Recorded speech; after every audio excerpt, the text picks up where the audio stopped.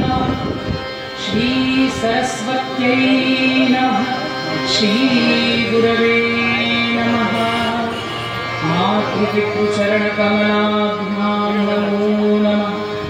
खर्वं स्थूलतनुं गजेन्द्रवदनं लम्बोदरं सुन्दरं प्रस्यन्दं मदगन्धलुब्धमधुपौव्यालोलगण्डस्थलं दन्ताघातविदारितारिरुधिरै सिन्दूरशोभाकरं वन्दे शैलसुतासुतं गणपतिं सिद्धिप्रदं कामदम्। थोडं मॉनिटरला पेटी थोडी कमी करा।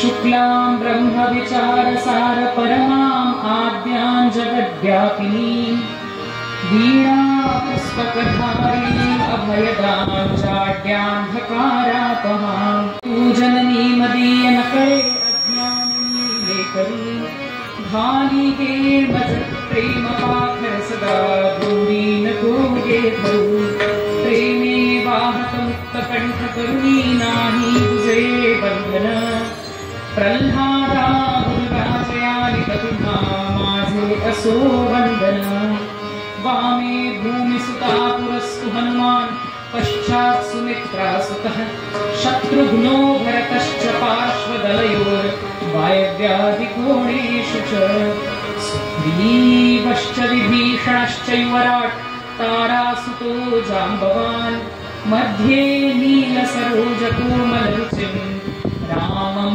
भजे श्यामलं कान्तिस्थितामृषतिलिङ्गितशारदेन्दुर् यत्रैकतोर्विलसितामसिताङ्गशोभम् वृन्दावनेऽपि कृतया गुणगाङ्गसङ्गम् राधां कुन्दयुगलं तदहं नमामि।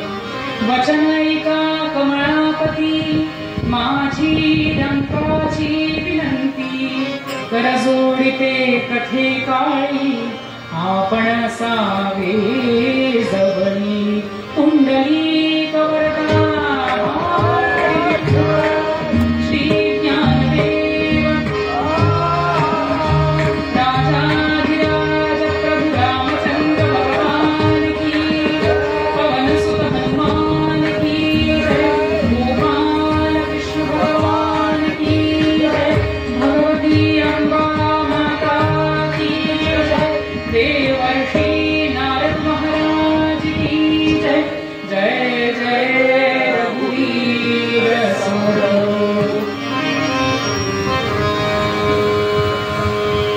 जय जय राम कृष्ण हरे हरि। जय जय राम कृष्ण हरे हरि। जय जय राम कृष्ण हरे हरि। जय जय राम कृष्ण हरे।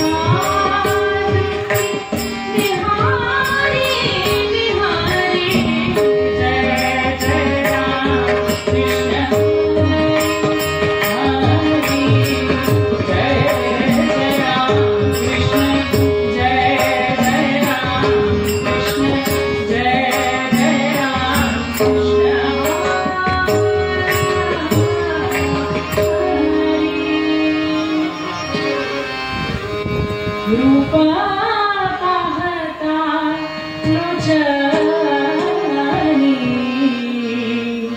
सुख जाए हो सागरी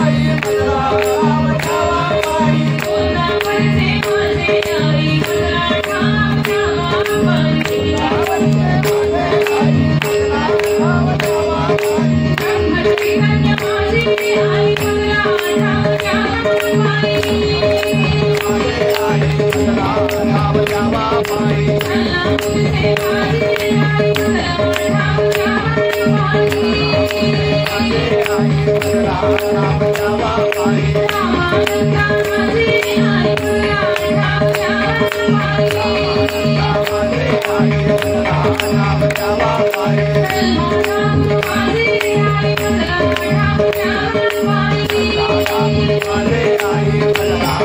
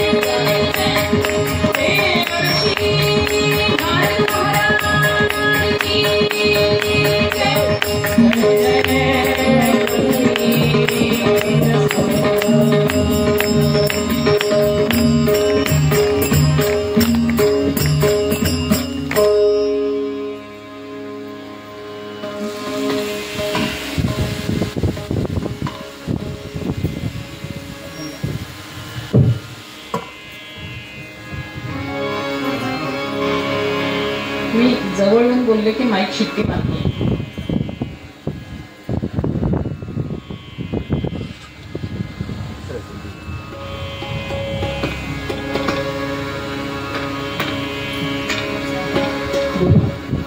आता ठीक आहे.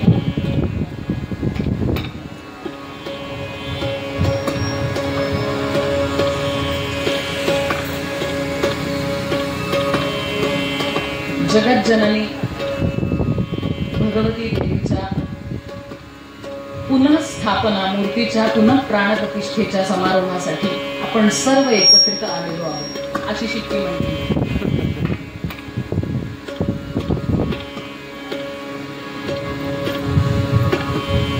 या निमित्त आयोजित केलेल्या कीर्तन महोत्सवाचं पहिलं पुष्प गुंफायला मिळालं याबद्दल मी स्वतःला अतिशय भाग्यवान समजते. आमच्या मकरंद दादांनी गेले 3-4 वर्षापासून आमचा इथे सेवेचा योग आणायचा हा प्रयत्न चाललेला आहे, पण काही ना काही कारणांमुळे ते पुढे ढकलल्या जात होतं. आज या निमित्तानं तो योग तुम्हा सगळ्यांसमोर आला याचा मला निरतिशय आनंद होतो. भगवंताच्या प्रती आपलं प्रेम, आपली आत्मीयता, आपला जिव्हाळा, आपली सेवा व्यक्त करणं, ती प्रकट करणं हा मनुष्याचा स्वभाव असायला हवा. अनेक जन्मांच्या तपश्चर्येनंतर किंवा पाप पुण्य समे कृत्वा, जेव्हा पाप आणि पुण्याची संख्या समसमान होते तेव्हा मनुष्य देह धारण करतो जीव. आणि तो मनुष्य देह प्राप्त केल्यानंतर त्याच्यासाठी एवढी मोठी पार्श्वभूमी. आमचे दासगडू महाराज म्हणतात, कुडाळ कीटक डास डोंगळा पिसू चिलट ढेकून डोंगळा कोणी काजवा तुम्ही मांडी शेंगटे गोची नको पतंग झुरळे नाग तोडे. म्हणजे या सगळ्या योग्यांमधनं अजून कृमी कीटकच चालले. या सगळ्या कृमी कीटकांच्या नंतर म्हणजे ज्याला आपण इंग्रजीत सांगितलं की लोकांना छान पटतं, कसं आहे, डार्विनचा सिद्धांत म्हटल्यावर लोकांना बरं वाटतं, पण हीच गोष्ट भागवतात सांगितलेली आहे हे म्हटल्यावर जरा, कारण आम्ही भागवतातले श्लोक वाचलेले नसतात सामान्यतः. त्याच्या मुळात काय लिहिलंय, भागवत म्हणजे वा, त्याची पूजा करायची, त्याला हळद कुंकू व्हायचं, त्याला हार घालायचे, त्याच्यासाठी स्वतंत्र पोथीला बांधायला एक कपडा तयार करायचा आणि कपाटात जसं आहे तसं ठेवून द्यायचं. सामान्यतः तुमच्याबद्दल बोलत नाही बरं का मी, तुम्ही सगळे अतिशय विचक्षण जिज्ञासू श्रोते आहात याची मला पूर्ण कल्पना आहे. पण सामान्यतः शास्त्र हे अध्ययनासाठी असतं, खुर्चीवर बसून त्याची चर्चा करायची नसते किंवा नुसतीच त्याची पूजा करायची नसते. थोडासा इको कमी द्या मला, इको खूप येतोय आणि फीडबॅक कमी येतोय. सामान्यतः शास्त्र म्हटलं की काहीतरी फार कठीण भाषा आहे. मुळात संस्कृत म्हटलं की इथे मराठीचीच भानगड असते. मग संस्कृत कोण जाऊन शिकणार? त्यामुळे कुठला तरी परदेशी अभ्यासक येतो, संस्कृत भाषा शिकतो भारतात राहून, आणि मग आमचेच शास्त्र ग्रंथ आम्हाला समजावून सांगतो आणि मग आम्हाला पटतं. म्हणजे डार्विननी ज्या योनी सांगितलेल्या आहेत त्याच्यापेक्षा कितीतरी अधिक योनी शास्त्रांनी आधीच सांगितलेल्या आहेत.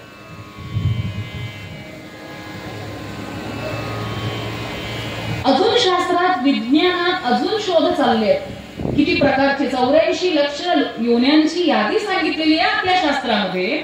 पण त्यावर कहर म्हणून भागवतकार सांगतात, सृष्ट्वा पुराणी विविधानि जयात्मशक्त्या वृक्षान. वृक्ष म्हणजे जे अचल आहेत, एका जागेपासून दुसरीकडे जाऊ शकत नाही, त्यामध्ये सगळे वृक्ष आले.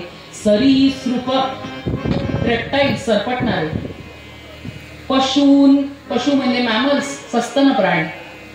खगदंश मत्स्यान, पक्षी आहेत. दंश करणारे वृश्चिकादी जे प्राणी आहेत ते आहेत. तैस्तैर तुष्ट हृदयं पुरुषं विधाय.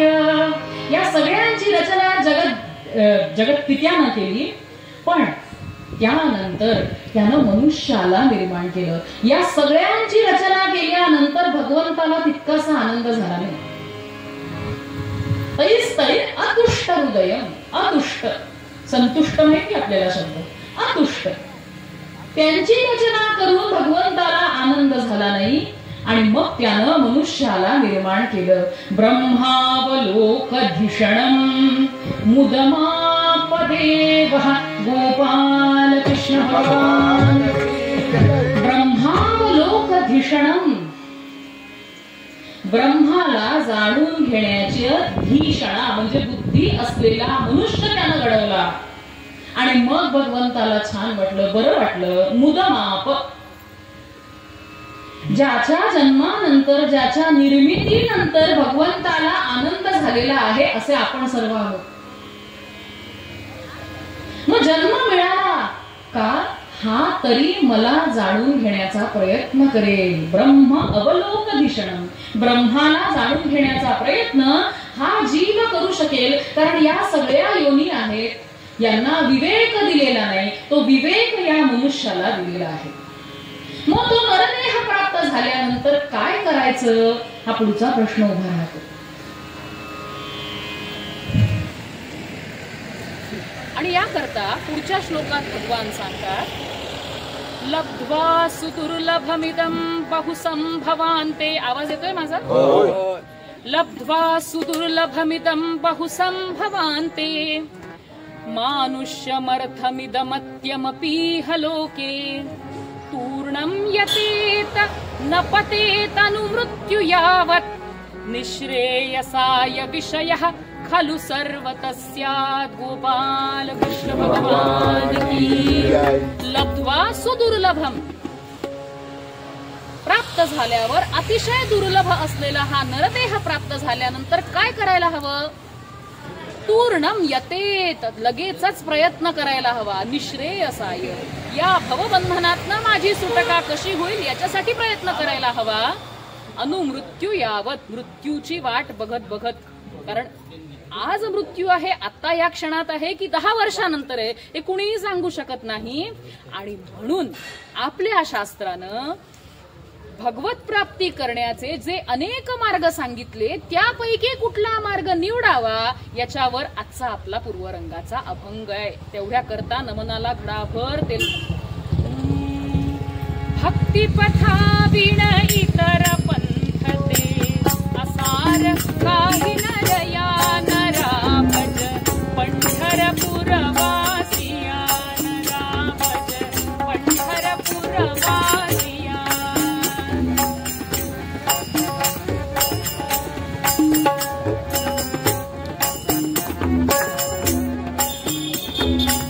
चराचराया व्यापुनी उरला स्थावर जंगम हरी उभाजो पाही विटेजावरी उभाजो पाही विटेजावरी.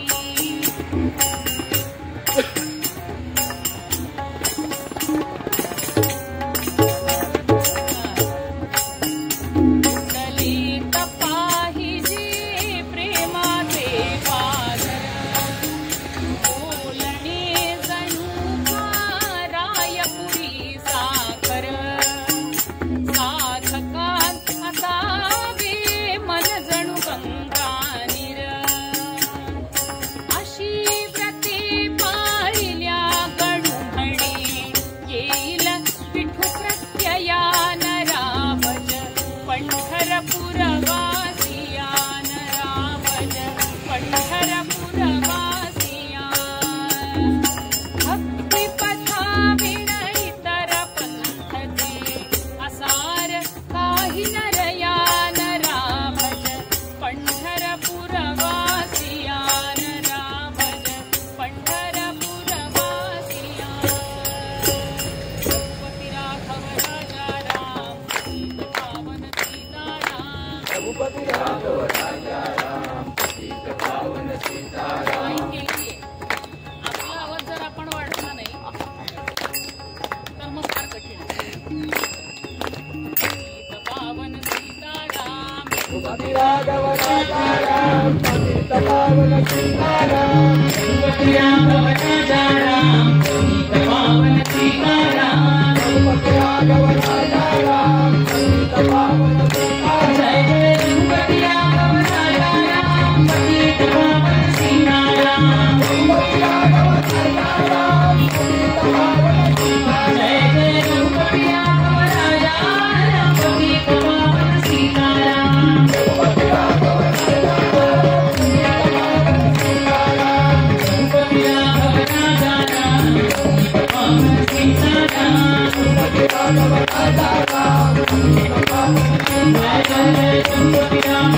राजा राम पतित पावन सीताराम रघुपति राघव राजा राम पतित पावन जय जय रघुपति राघव राजा राम पतित पावन सीताराम रघुपति राघव राजा राम पतित पावन सीताराम रघुपति राघव राजा राम पतित पावन सीताराम रघुपति राघव राजा राम पतित पावन सीताराम रघुपति राघव राजा राम पतित पावन सीताराम रघुपति राघव राजा राम पतित पावन जय जय रघुपति राघव राजा राम पतित पावन सीताराम राजा राम राजा प्रभु रामचंद्र भगवान की भगवान की जय जय वीर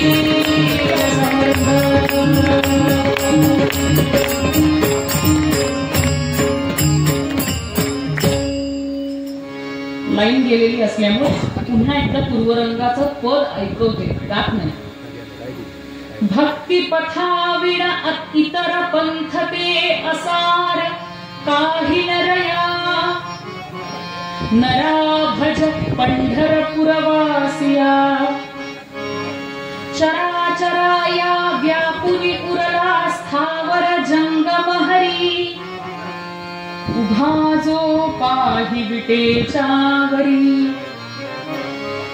कवडीन लागे दवडीन घटिका षड्रिपु सारुनी दुरी भक्तीने भजन प्रभूचे करी कुटले पाहिजे प्रेमाचे पाझर बोलणे जणू का रायपुरी साखर साधका असावे मन जणू गंगा निरा अशी व्रते पाळिया गणू म्हणे येईल विठू प्रत्यया नरा भज पंढरपुरवासिया.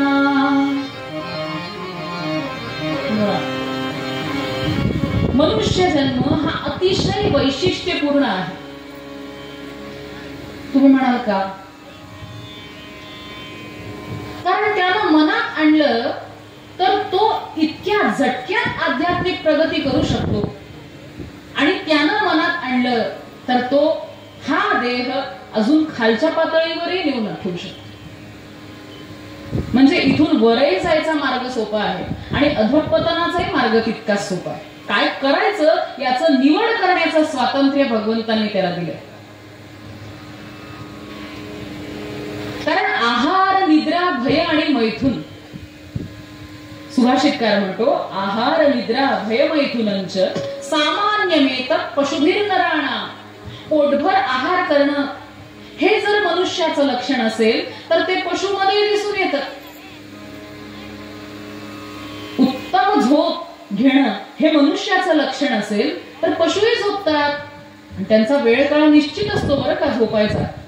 काही महाभक्त कीर्तनातही झोपतात. कुंडली कवरदा तुमचं कीर्तन ताई एक नंबर, आम्हाला फार आवडतं. का?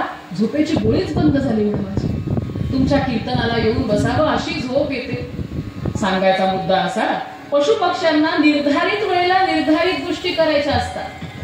त्यामुळे एकाही पशु पक्ष्याला डायबिटीस झालेला आपल्याला लक्षात येत नाही. त्यांचं ज्या वेळेला खायचंय त्याच वेळेला झोपायचंय एवढं त्यांचं आयुष्य निर्धारित आहे. पण त्यांची बुद्धी तेवढीच आहे. भय, मोठ्या पशुपासून लहान पशुला असलेलं भय मनुष्याला भीती वाटते. जो कुणालाही घाबरत नाही बायकोला तरी नक्की घाबरतो. खरं की नाही? भय आणि मैथुन प्रजा उत्पन्न करणं, वंश सातत्य राखणं हे जर मनुष्याचं लक्षण असेल तर पशूंमध्ये हे आहे. पण धर्मो हि तेषां अधिको विशेषः धर्मेण दीनः पशुभिः समानः. मनुष्य जर धर्मानं वागत नसेल तर त्याच्यात आणि पशुमध्ये काहीही फरक नाही असं शास्त्रकार सांगतात. आणि आधुनिक जे सगळे तंत्रज्ञान निघालं आहे ते अधिकाधिक भोगवादाकडे आपण कसं जायचं हे आपल्याला शिकवतं. पण शास्त्र आम्हाला आध्यात्मिक प्रगती करता अनेक मार्ग सुचवतंय. तर तुम्ही म्हणाल हे मार्ग कोणते? आणि याच्याकरता सूत्र श्लोक किंवा सूत्र म्हणून देवर्षी नारदांच्या नारद भक्ती सूत्रातलं आपण एक सूत्र आज चिंतनाला घेतोय. दासगणू महाराज अगदी ठळकपणे सांगतात भक्ती मार्गाशिवाय इतर जे मार्ग आहेत ते असार आहेत. त्या मार्गाने जाऊन कलियुगात हाती काहीही येणार नाही. मग भक्ती मार्गाच्या व्यतिरिक्त इतर कोणते मार्ग आहेत? देवर्षी म्हणतात सा तू. सा म्हणजे ती, तू म्हणजे तर, कर्म ज्ञान योगेभ्योपि अधिकतरा. ती भक्ती कर्म मार्ग, ज्ञान मार्ग आणि योग मार्ग यांच्यापेक्षा अधिक श्रेष्ठ आहे, अधिकतर आहे. का? फलरूपत्वात्.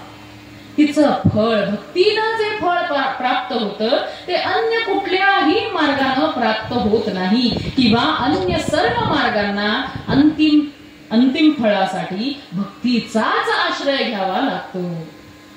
पहिला मार्ग कर्म मार्ग. कर्म मार्ग म्हणजे फल प्राप्त करण्याकरता आपल्या पदरात काहीतरी फळ प्राप्त करून घ्यायचं आहे म्हणून सकाम वृत्तीनं शास्त्राच्या मर्यादेत म्हणजे वेदांनी जे मर्यादा ठरवून दिली आहे त्या कर्मांच्या आधाराने आपल्याला हवं ते प्राप्त करून घेणं. अगदी सोप्या भाषेत सांगायचं तर नवस सायास करणं. हा, माझ्या मुलाला पास होऊ दे, एक सत्यनारायण झालंय, मुलीचं लग्न जमू दे,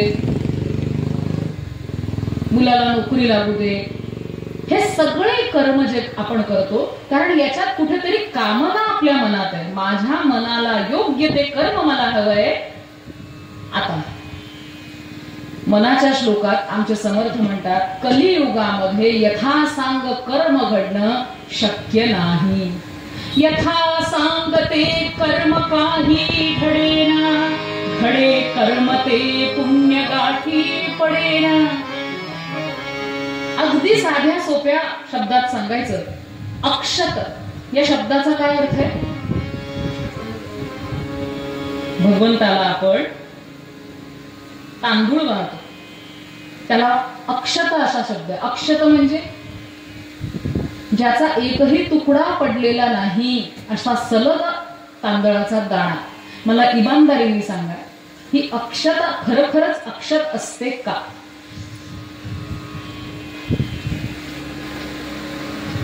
जर खरंच अक्षत ठेवायची असेल तर एक महिनाभर कसं तरी करून त्या पाळ्यात टाकून द्यायचं कुंकू घालून आणि मग ते कसं तरी उचलून देवाच्या डोक्यावर व्हायचं. अक्षरशः महिन्याच्या शेवटी त्याच्या कण्या झालेल्या असतात. भगवंताला अक्षत जर आपण कलियुगात नीट वापरू शकत नाही मग बाकी गोष्टींचं काय? कारण सर्वोपचारार्थे गंधाक्षत पुष्प काही नसलं जवळ की गंध अक्षत पुरती. अक्षत तरी अक्षत असते का? जे तूप आपण वापरतो ते तूप कुठलं खरं आहे कुठलं खोटं आहे आपल्याला माहिती नाही. मग यथासांग कर्म कलियुगात जर साधनच उपलब्ध नाही मग घडे कर्म ते पुण्य गाठी पडेना. मग असं कसं तरी करून ते अक्षर भगवंताच्या डोक्यावर थापल्यानंतर पुण्य कसं पदरात पडणार? मग ते पुण्य अर्धवटच प्राप्त होतं. आणि कर्म मार्ग हा आपल्याला शाश्वत आनंद देऊ शकत नाही कारण त्यानं स्वर्गाची प्राप्ती होते. विशिष्ट प्रकारचे यज्ञ केल्यानंतर स्वर्ग कामो यजेत, स्वर्गाची प्राप्ती होते. मग तुम्ही म्हणाल चांगलंय की स्वर्ग म्हणजे काय?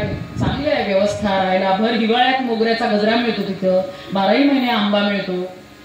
अहो स्वर्ग म्हणजे फुकटात 5 स्टार हॉटेलमध्ये राहायला मिळणार.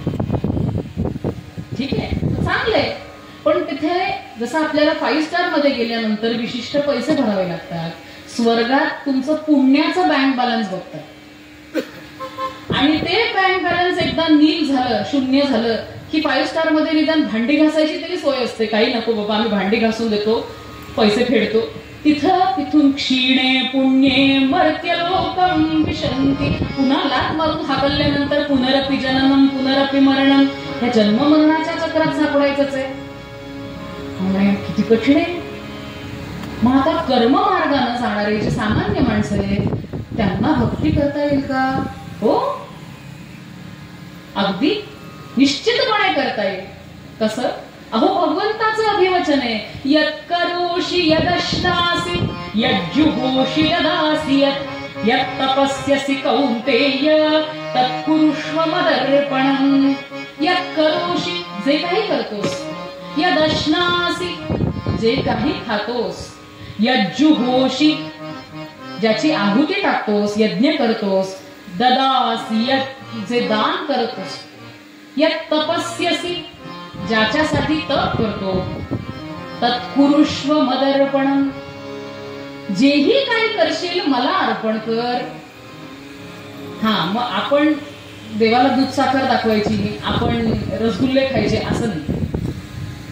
सोपं आहे ना. काही मला अर्पण करतो, दूध साखरेत खुश राहा बाबा, आम्हाला जे हवं असं नाही. जे यथा देहे तथा देवे आणि यथा देवे तथा गुरव. तत्कुरुष्व मदर्पणम, जे जे आपल्या देहाकरता जे जे उपचार आपण करतो आहोत ते सगळे उपचार भगवंताला केंद्रस्थानी ठेवून केले. आपण स्वतःचं विहित कर्म नीट प्रामाणिकपणे केलं आणि ते कर्माचे फळ भगवंताला जर अर्पित केले तर तो कर्म मार्ग नाही होत, कर्मयोग होतो. आणि कर्मयोग म्हणजे भक्ती. योग म्हणजे जोडणे, कर्मांच्या द्वारे जोडणे. कुणाला? भगवंताला आपल्याशी. हा झाला कर्म मार्ग. ज्ञान मार्ग. ज्ञान मार्गाचे लोक फार तत्वचिंतक असतात हो. त्यांना कळतं या जगात या गोष्टी नश्वर आहेत. नश्वर म्हणजे त्यातनं जो निर्माण होणारा आनंद आहे तो फार काळ टिकत नाही आणि तोही मर्यादेत भोगला तर चांगला असतो. आता आंब्याचा सीझन आहे. एका माणसाला आंब्याचा रस फारच आवडायचा, आमरस, आणि म्हणून इतका खाल्ला, इतका खाल्ला, इतका खाल्ला, त्याला बोलता येईना. 4 जणांनी उचलून त्याला दवाखान्यात नेलं की बाबा याने अपचन होईल. तर डॉक्टर म्हणे इतका खात जाऊ नका, हापूस मध्ये कसं आता सीझन आहे, बोलता येईना त्याला. डॉक्टर म्हणाले बरं जाऊ द्या, ही एक गोळी घ्या, हे एक औषध मी लिहून देतो, ते घ्या. काय म्हणे डॉक्टर साहेब तुम्ही वेडे आहात का? वेडे? अरे तुला भलं व्हावं म्हणून तुला, अहो जर एक गोळी आणि 1 चमचा सिरप घ्यायची जागा माझ्या पोटात असती तर मी तेवढा आमरस नसता का खाल्ला. हा कलियुगातला भोग आहे. कारण तो तेवढ्या प्रमाणात खाल्ला तर छान आहे. अति गोड खाऊन जेव्हा डायबिटीस होतो तेव्हा डॉक्टर म्हणतात अजिबात साखर खाऊ नका, रक्तातच साखर खूप झाली, शरीरच खूप तयार करते. पण रक्तातली साखर कधी जिभेवर येत नाही. कुंडली. ज्ञानी मनुष्याला कळतं की या जगात हा जो आनंद मिळतोय विषय आणि इंद्रियांमुळे, गोडगोड खायला चांगलं वाटतं पण तो फार काळ काही टिकायचा नाही. म्हणून याच्या पलीकडे काही आहे का ते बघण्याचा, ते शोधण्याचा तो प्रयत्न करतो. पण ज्ञान मार्गाने चालणं हे तलवारीच्या धारेवर चालणं नाही, वस्त्र्याच्या धारेवर चालण्यासारखं. शूरस्य धारा निशिता दुरत्यया दुर्गम पथस्तकवयो वदन्ति. इतकं कठीण. आणि तलवारीची धार एक वेळ चालता येईल पण वस्त्र्याची धार ही अतिशय तीक्ष्ण असते. का? ज्ञान मार्गाने गेलात तर बरोबर गेलात तर बरोबर आहे, नाही तर तुमचं अधःपतन इतक्या पटकन होतं.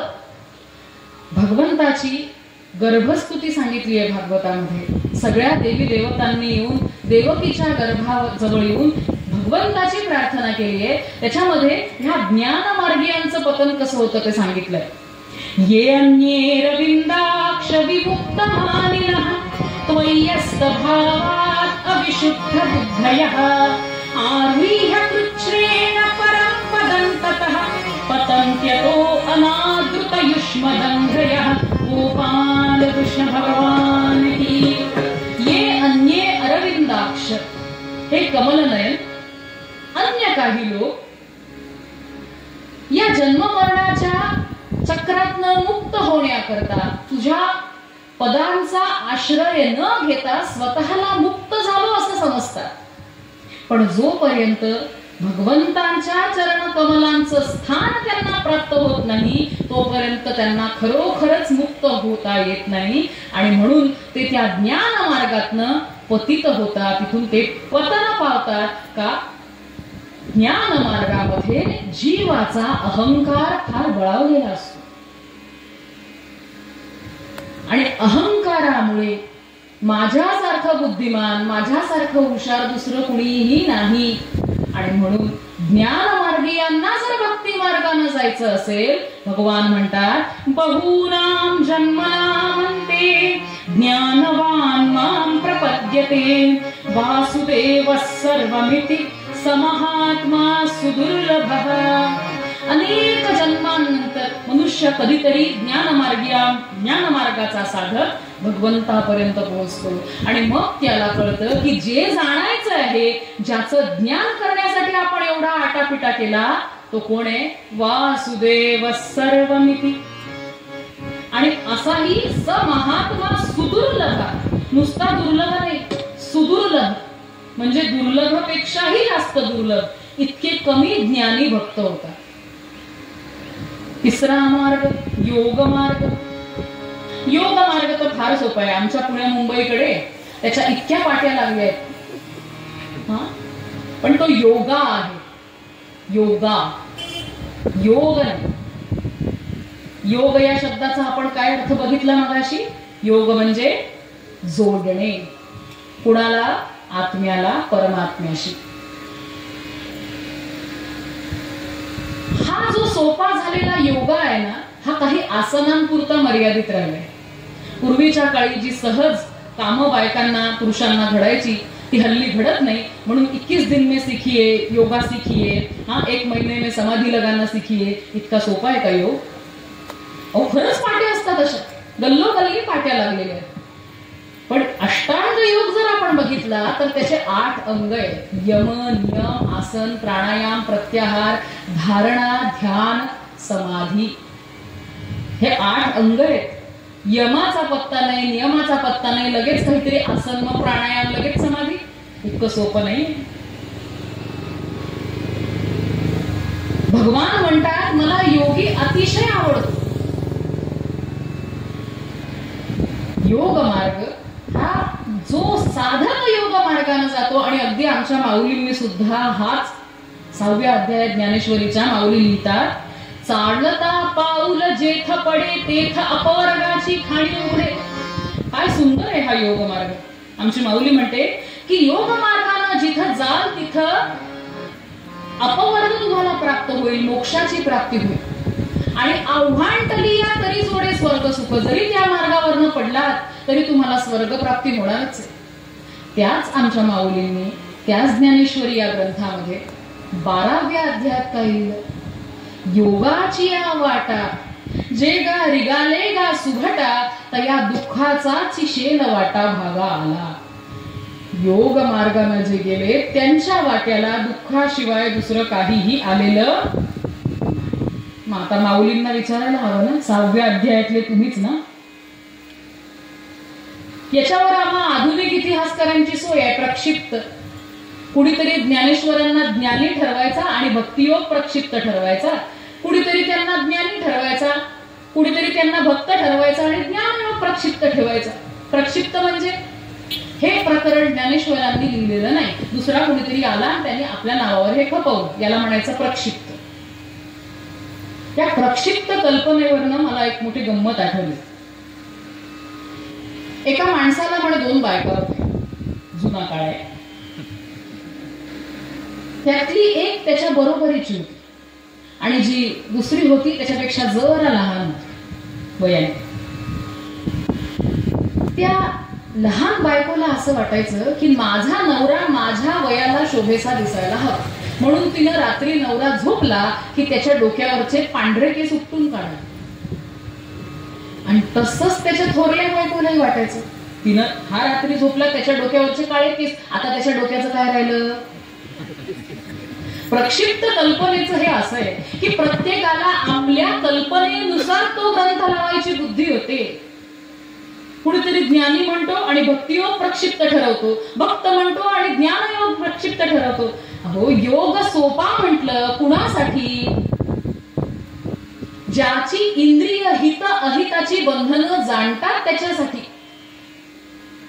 चहात जर साखर कमी पडली तर दिवसभर जसं तोंड पडलेलं असतं, अशासाठी योग नाही बाबा सारखा. भाजीत मीठ कमी जास्त झालं तर त्याच्यावरनं अख्खा दिवस ज्याचा खराब जातो त्याला योग मार्ग सोपा कसा जाईल. म्हणून महाराज म्हणतात, भगवान म्हणतात, न अत्यश्नतस्तु योगोस्ति न चैकांत मनश्नतः न चापि स्वप्नशीलस्य जाग्रतो नैव चार्जुन. ज्याला एखादा पदार्थ खूप आवडला म्हणून पोटभर तोच खाल्ला आणि नाही आवडला तर नाहीच जेवला, ज्यानं खूप जागरण केलं नाही मग खूप झोपूनच राहिला, अशा व्यक्तीसाठी, सामान्यांसाठी हा योग मार्ग नाही. वास्तविक भगवंतांना योगेश्वर म्हणतात. का? कारण योगावर त्यांचं फार प्रेम आहे. पण तेच भगवंत योगाच्या म्हणजे आत्मसंयम योगाच्या 6व्या अध्यायाच्या शेवटच्या श्लोकांमध्ये म्हणतात, अर्जुना तू योगी हो, मला योगी अतिशय आवडतो. तपस्विभ्योऽधिको योगी कर्मिभ्यश्चाधिको मतः ज्ञानिभ्यश्चाधिको योगी तस्माद् योगी भवार्जुन. तू योगी हो, पण सगळ्या योग्यांमध्ये कोण श्रेष्ठ आहे? योगिनामपि सर्वेषां मद्गतेनान्तरात्मना श्रद्धावान् भजते यो मां समे युक्ततमो मतः. सगळ्या योगांमध्ये जो भक्ती योगी आहे, जो माझी सेवा करतो नवविधा भक्तीच्या माध्यमातून, त्या सगळ्या लोकांपैकी, या सगळ्या लोकांपैकी तो मला अतिशय आवडतो, जो माझी सेवा करतो. मग जर भक्तच व्हायचं आहे, जायचंय त्या ठिकाणी तुम्ही योग मार्गाने जा का ज्ञान मार्गाने जा का कर्म मार्गाने जा, जायचं एकाच ठिकाणी. मग मला सांगा, बिल्डिंग चढून जायची आहे, मग सगळ्यात सोपा मार्ग कुठला? हा, कसरतच ज्याला करायची तो दोरी नाही चढू शकतो, कारण चढता येतं ना. चढायचं ज्याला तो कसाही चढू शकतो. पायरी समजा बुटकी असेल आणि चढ फार नसेल तर छान आरामात अगदी हार्टच्या पेशंटला सुद्धा आपल्या 10व्या मजल्यावर हळूहळू करत चढता येईल. भक्ती मार्ग हा अत्यंत फलद्रूप होणारा मार्ग आहे, शुअर शॉर्ट मार्ग आहे. आमचे महाराज म्हणतात, कवडीनं लागे दवडीनं घटिका. एक कवडी सुद्धा द्यावी लागत नाही. सोपं आहे की नाही? चिकट माणसाला तर फार सोपं आहे, पण फक्त एक त्याच्यात मेख मारलीये, दवडीनं घटिका. वेळ वाया घालवू नकोस. माणसाला इतर सगळ्या गोष्टींसाठी भरपूर वेळ असतो, पण अध्यात्माची वेळ आली की बाबा थोडा वेळ भजन चाललंय, बसतोस का? आजची पूजा तू करतोस का? हा, आज बाबांना वेळ नाही आहे, बंड्या पूजा करेल का? नाही, मला वेळ नाही, मला अभ्यास आहे. आमच्या एक 12-15 वर्षापूर्वीची गोष्ट आहे. मी मुंबईला कीर्तनाला गेले होते तेव्हा, आणि तेव्हा माझ्या काही वाईट सवयी कायम होत्या. म्हणजे लोकांनी न मागता मी त्यांना सल्ला देत असे. आणि माझ्या वडिलांनी माझ्याकडनं गीतेचे अध्याय खूप लहानपणापासून पाठ करून घेतले. आता त्यामुळे कीर्तनात स्वाभाविकपणे गीता आपोआप येते, न आठवता येते. एक काका आमच्या कीर्तनात येऊन मला म्हणाले, काय सुंदर पाठांतर आहे, माझी पण इच्छा आहे पण माझ्याजवळ वेळ नाही. काका तुमचं ऑफिस कुठे? नाही, घरापासून 2 तास ट्रेनने जावं लागतं, 2 तास यायला आणि 2 तास जायला. म्हटलं फार सोपं आहे. गीता सरळ वाचायला लागलात की 1.25 तासात सुरुवातीला तुम्ही गीता 1 वेळा वाचू शकता. दिवसातनं 2 वेळा तुमची गीतेचे पारायण होतं, आणि अगदीच पाठ व्हायला लागली की 1.25 तासात अख्खी 18 अध्यायाची गीता तुमची वाचून होईल. दिवसाला 2 पारायण. 5 दिवसांचा आठवडा, आठवड्याला किती पारायण? 10 पारायण, 20 पारायण, जे काही. नाही म्हणे ते तेव्हा नाही जमत म्हणे मला. म्हटलं का बरं? नाही म्हणे तेव्हा आमची पत्ते खेळायची वेळ असते. आता याला कारण काय? पत्त्यावर जी आवड आहे ती गीतेवर नाही. कारण आवडी आणि लाजरी, आवड आहे आणि लाज वाटते, आवड नाही म्हणून लाज वाटते. अनेक फॅशन्स अशा आहेत की ज्याची लाज वाटायला पाहिजे मनुष्याला, पण आम्ही भूषण म्हणून त्या मिरवतो. धोतर नेसणाऱ्यालाच लाज वाटते. कवडीनं लागे दवडीनं भेटिका, वेळ वाया घालवू नकोस, षट्रिपू सारुनी दुरी, भक्तीने भजन प्रभूचे कर. आणि भक्ती मला साधते याचं लक्षण काय? फुटले पाहिजे प्रेमाचे पाझर, बोलणे जणू का रायपुरी साखर. प्रेमाचे पाझर फुटतायत. भगवंताची लीला ऐकल्यावर, गुण ऐकल्यावर, नाम घेतल्यावर, कीर्तन ऐकल्यावर, पूजा केल्यावर की देवा किती दिलंस रे मला, किती दिलंस, तुझ्यासारखा दाता दुसरा कुणीही नाही असं म्हणून रोमांच उभे राहतायत. आणि बोलणं साखरेसारखं. भक्त म्हणजे त्याच्या डोक्यावर बर्फ आणि जिभेवर खडी साखर ही असलीच पाहिजे. पण कितीही झालं तरी ही बाह्य लक्षणं आहेत. रोमांच आणल्यासारखे दाखवता येतात, गोडगोड गोडगोड बोलता येतं. आणि म्हणून महाराजांनी पुढची मेख मारलीये, साधका असावे मन जणू गंगा नीर. साधकाचं अंतःकरण, भक्ताचं अंतःकरण हे गंगेच्या पाण्यासारखं स्वच्छ नितळ असायला हवं. ही व्रत जर पाळली तर भगवंताचा प्रत्यय येऊन भगवंत कौतुक का करणार नाही? अवश्य कौतुक करतील. कसं कौतुक करतात ते चरित्राद्वारे बघूया. पूर्वरंग पद्यात आमचे दासगणू महाराज म्हणतात, भक्ती पथाविण इतर पंथने असार काही न दया, नराज पंढरपूर वासिया, नराज पंढरपूर वासिया.